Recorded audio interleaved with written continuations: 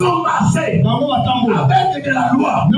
Cette loi n'était pas spirituelle.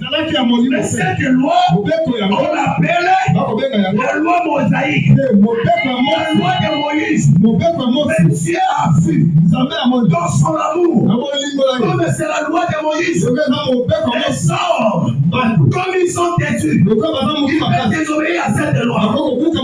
Cette loi, les gens ne vont pas obéir à cela. Cette loi conduisait les gens à la mort. Et Dieu, lorsqu'il établit apôtre Paul comme mentor,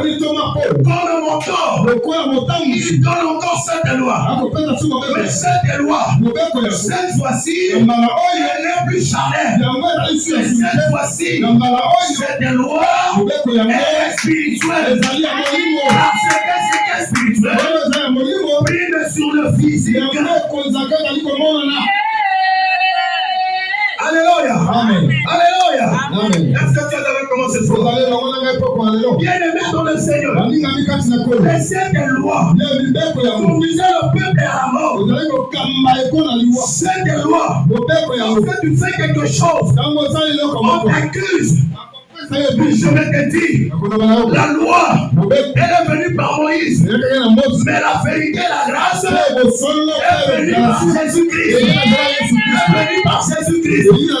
Cela veut dire, ici l'apôtre Paul voulait dire au peuple de Corinthe, cette fois-ci, ce n'est plus la lettre qui a été écrite sur les pierres, mais cette fois-ci, la véritable pierre, la véritable pierre, bien-aimé dans le Seigneur, c'est Jésus-Christ. La véritable loi, c'est la parole de Dieu. Voilà pourquoi, lorsque Moïse est mort, Dieu dit à Josué, voici Moïse, mon serviteur est mort. Prends le relève pour introduire le peuple dans le pays où j'avais juré à la terre.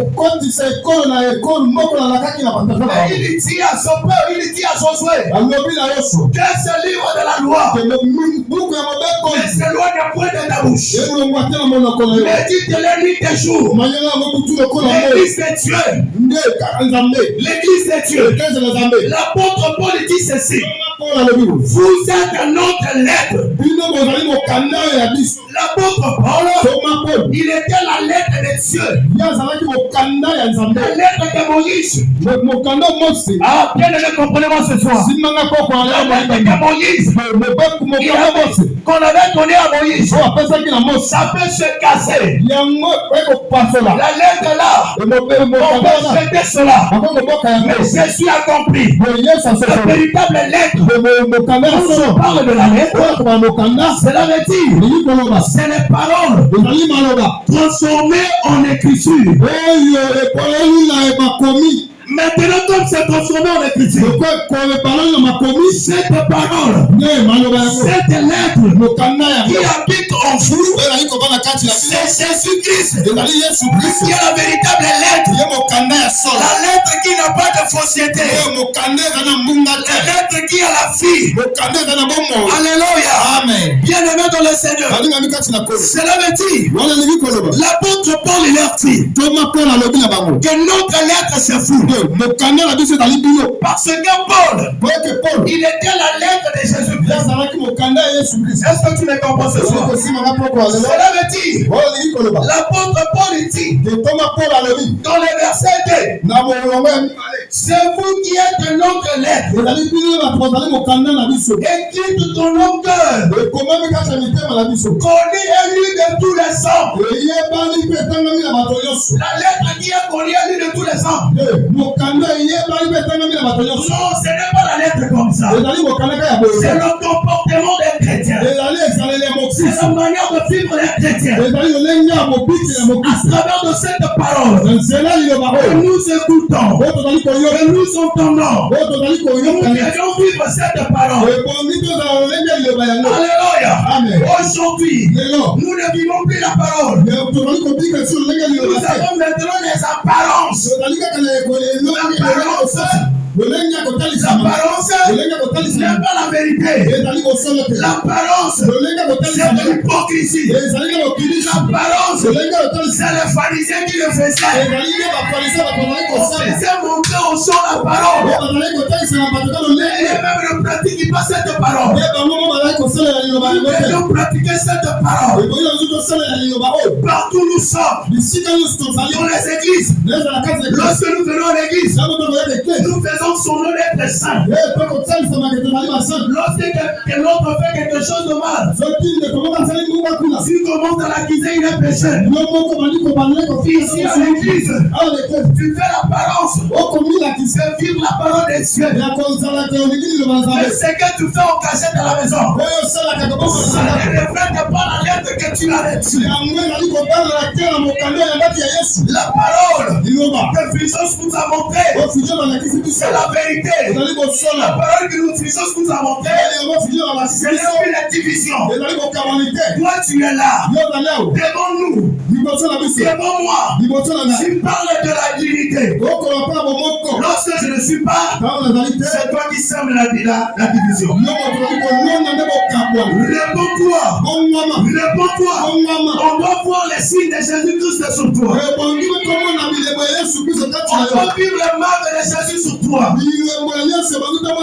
Alors pourquoi Paul, il a dit ceci: si moi j'ai vécu, ce n'est plus moi qui vis, c'est Christ qui vit en moi. À cause de la parole qu'il garde en lui. Alléluia. Amen. Si cette parole est en vous, si nous obéissons à la parole de Dieu. Alléluia. Amen. Pendant que je te dis, si cette parole est en toi, même dans le quartier, les gens témoigneront.